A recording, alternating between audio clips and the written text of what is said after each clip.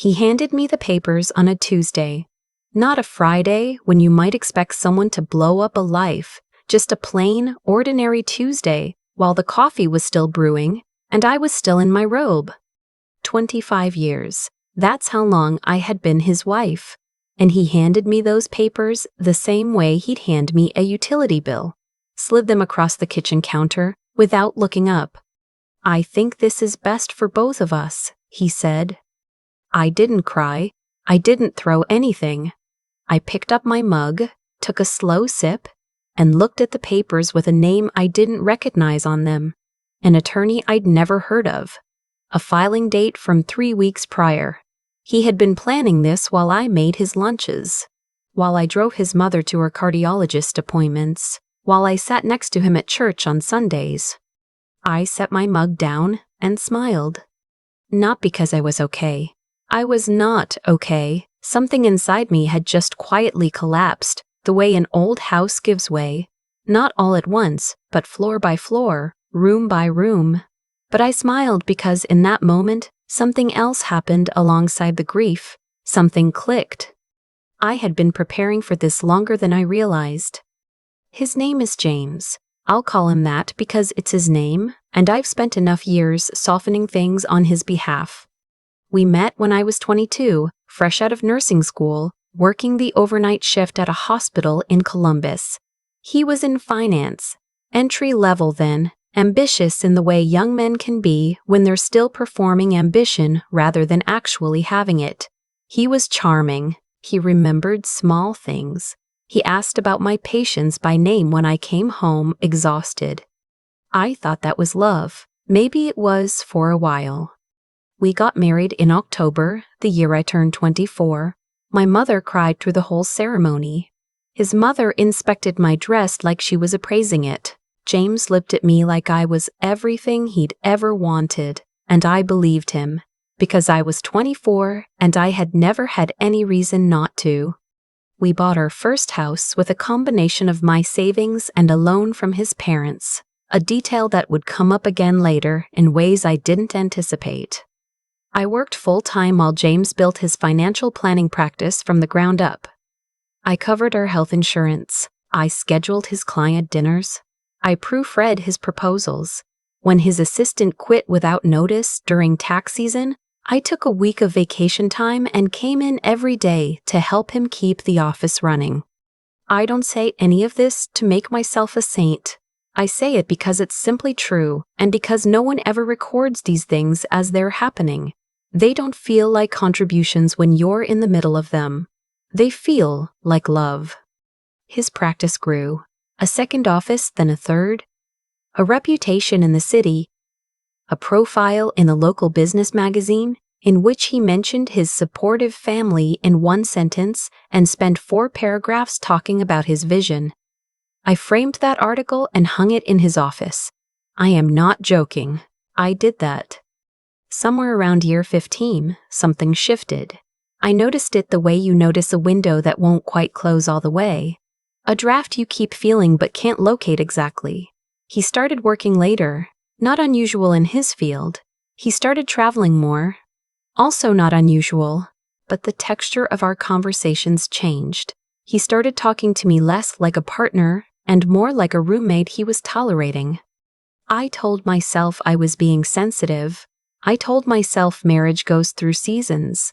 I made appointments for couples counseling that he canceled twice and then stopped rescheduling. Year 19, I found a receipt in his jacket pocket. A restaurant I'd never been to. Dinner for 2. A bottle of wine that cost more than our first date. I asked him about it. He said it was a client dinner, and he said it with such casual certainty that I almost believed him. Almost. I didn't confront him further. Instead, I started paying closer attention. Not in a dramatic way, not surveillance, just attention. The kind I probably should have been paying all along to myself, to our finances, to the legal and structural realities of 25 years of joint assets. I called a friend of mine, a woman I'd worked with at the hospital who'd left nursing to go to law school and now practiced family law in Cincinnati. We had lunch. I told her things I hadn't said out loud to anyone. She listened without interrupting, which is harder than it sounds. Then she started asking me questions. Did I know the current value of his 3 office locations? Did my name appear on the business accounts? Did I know what a QDRO was? I did not know what a QDRO was. She explained it to me over the rest of that lunch. A qualified domestic relations order. A legal mechanism that can entitle a spouse to a portion of a retirement plan, including a 401k, in a divorce. She told me that in Ohio, assets accumulated during a marriage are generally considered marital property. She told me that a spouse who contributes to the growth of a business, even without a formal title, may have a claim to its value. I drove home from that lunch a different person than the one who'd driven there. I can't explain it more precisely than that. Something that had been dormant in me woke up. Over the next several months, quietly and without drama, I began to document things. I made copies of tax returns going back 12 years. They were filed jointly, so I had full access. I photographed financial statements. I noted the dates of his longest trips and cross-referenced them with the credit card bills, which were also in my name and also accessible to me, because he had never bothered to remove me from the accounts. He had stopped thinking of me as someone he needed to manage. That was his first mistake. I also noticed her name appearing in his phone, not because I went looking, but because his phone buzzed on the nightstand while he was in the shower, and I was right there, and the preview showed enough. Her name was Caitlin. She worked at his downtown office. She was 31. I did not send an angry text. I did not confront him. I took a breath, set his phone back down exactly where it had been, and went to make coffee. I had work to do. So when he slid those papers across the counter that Tuesday morning, I wasn't blindsided. I was ready. I had been ready for 8 months. What I was not ready for, and this is the part I still have trouble explaining, was how much it still hurt. Preparation is not the same as immunity. You can know a thing is coming and still feel it land. I stood in my kitchen with my coffee and my robe and my smile and my completely shattered heart, and both of those things were true at the same time. I asked him one question. Did you hire this attorney yourself or did she help you? He went very still. Then he said, "That's not relevant." "Okay," I said. He seemed confused by my calm. I could see him recalibrating, trying to figure out which version of me he was dealing with. "I think if we keep this civil, we can." "I'm not signing anything today," I said pleasantly. "I'll have my attorney look it over and get back to yours." He blinked. "You have an attorney?" "I do," I said. "She's very thorough." He left for work 20 minutes later, looking unsettled in a way I had never seen before, and I took my coffee to the back porch and sat in the quiet for a while. The yard was just starting to go green. We had planted a dogwood tree back there in year 3. It was huge now, spreading and reliable. I thought about how I had watered that tree every spring. I thought about how it would still be blooming after I left. Then I went inside and called my attorney. Her name is Patricia. She has short gray hair and the kind of focused stillness that makes you feel like she has seen every version of every situation and is not impressed by any of them. She reviewed the documents James had given me and called me back within the hour. "He's proposing to retain sole ownership of the business and all 3 locations," she told me. "He's offering you the house and a monthly support payment." "Is that standard?" "It's what someone offers when they don't expect pushback," she said. "How much do you know about the business financials?" I told her what I had. She was quiet for a moment. "Send me everything," she said. What followed over the next 4 weeks was the most clarifying experience of my life. Patricia and the forensic accountant she brought in, a quiet, meticulous man named Ray who seemed to regard financial discrepancies with genuine personal offense, began building a picture of James's business that was significantly different from the one he'd presented. The short version, over the course of about 3 years, James had been shifting money. Not dramatically, not in ways that would have been obvious to anyone not looking for them, but consistently. Transfers to a subsidiary LLC he'd formed 18 months ago, personal expenses run through business accounts, a consulting fee paid quarterly to a company that, when Ray traced it back, appeared to exist primarily on paper. I sat across from Patricia and Ray in a conference room, looking at a spreadsheet, and felt something I hadn't expected. Not rage, not satisfaction. Just a cold, clear calm, like the moment before a storm breaks and everything goes very quiet. "What does this mean for the divorce proceedings?" I asked. Patricia looked at me steadily. "It means the assets he's claiming to offer you represent a fraction of what's actually there. And it means," she continued, "that some of what we're seeing may constitute marital waste, deliberate dissipation of assets in anticipation of divorce, which the court takes seriously." She also told me that if the money transfers crossed certain lines, which Ray was still determining, there could be tax implications that went beyond family court. I had one question. What's the proper way to make sure the relevant authorities are aware of potential tax irregularities without creating legal exposure for myself, given that we filed jointly?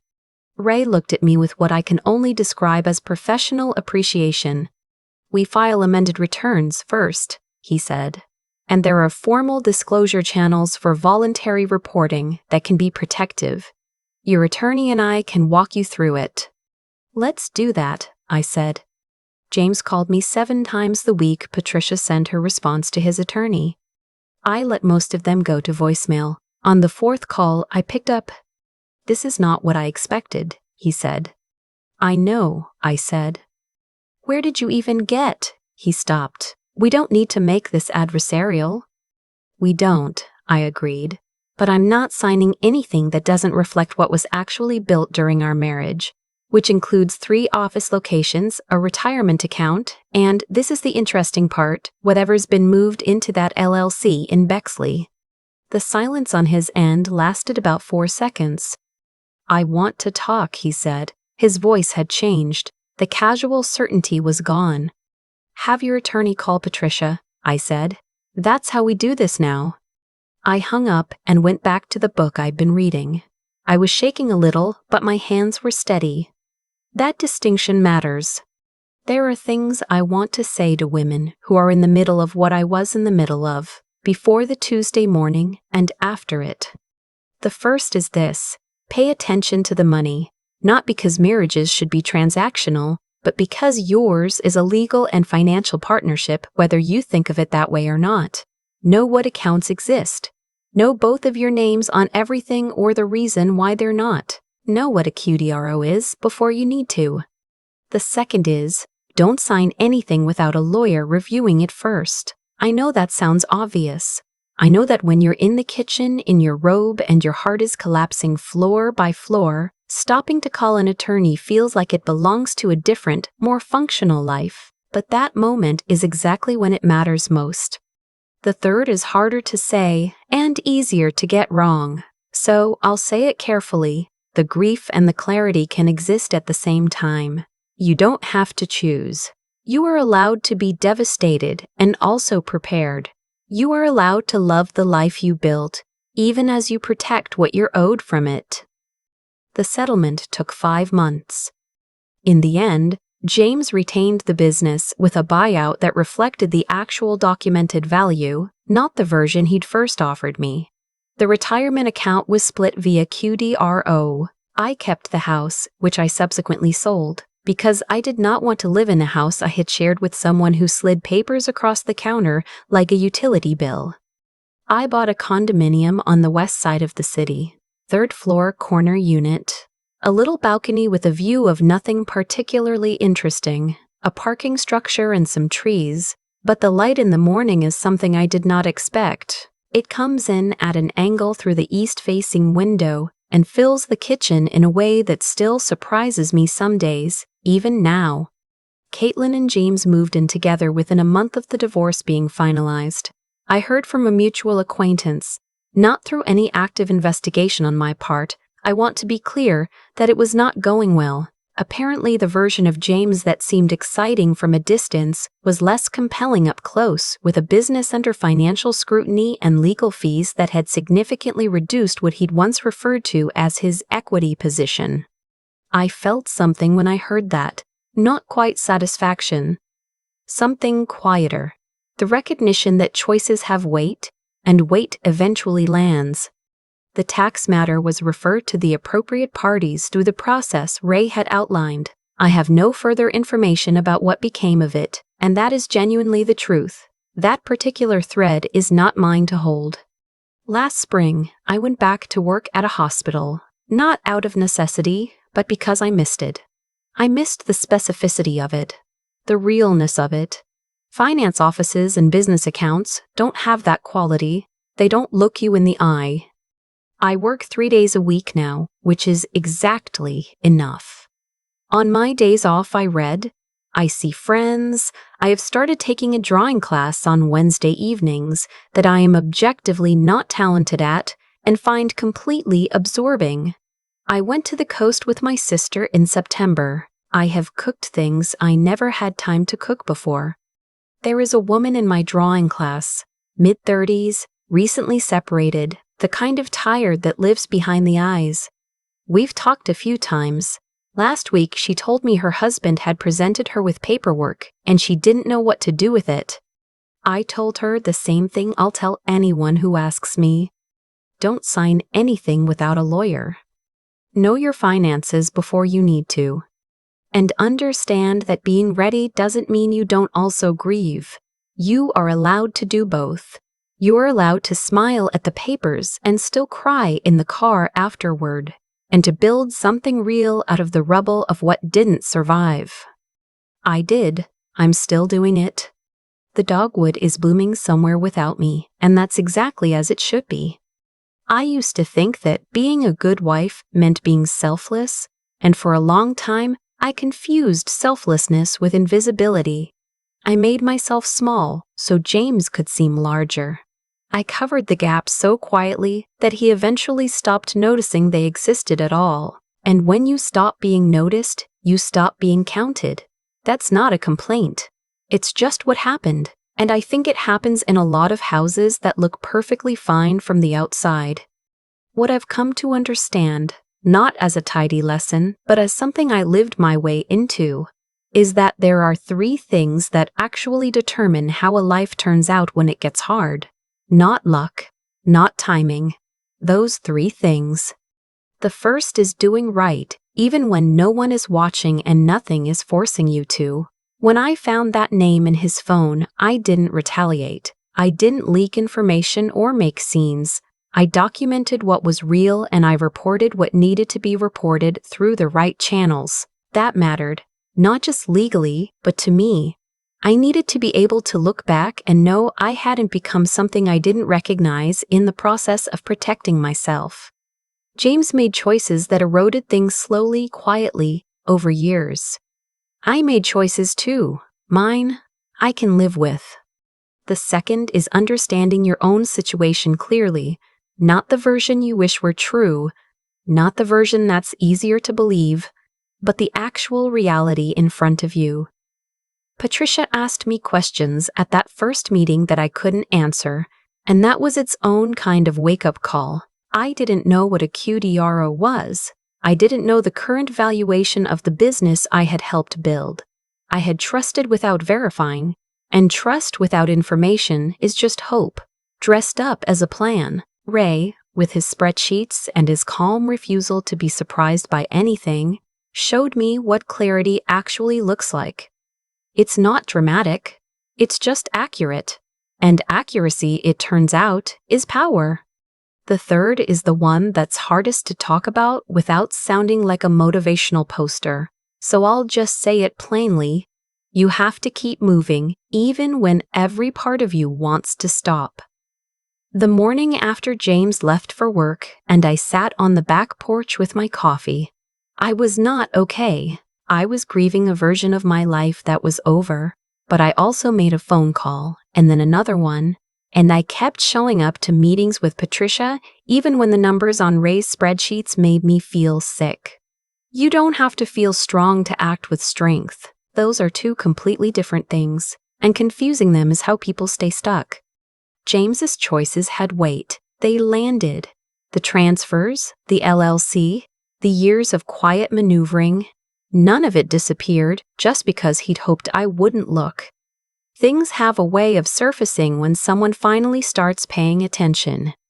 I'm paying attention now, to my finances, to my time, to the Wednesday drawing class where I am genuinely terrible and completely content, to the morning light in my kitchen on the 3rd floor. It took losing something enormous to understand what I was actually capable of building. I'm still finding out.